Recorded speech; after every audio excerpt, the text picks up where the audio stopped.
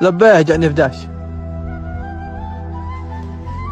ابشر ابشر طال عمرك، ابشري ابشري. طيب اسمعي،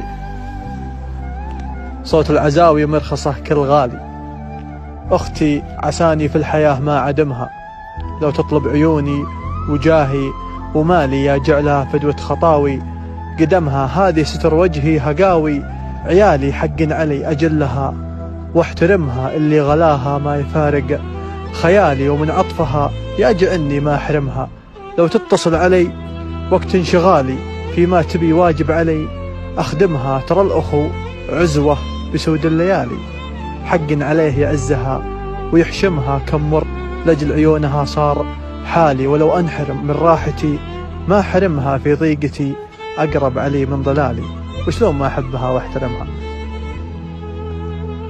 الله يسلمك.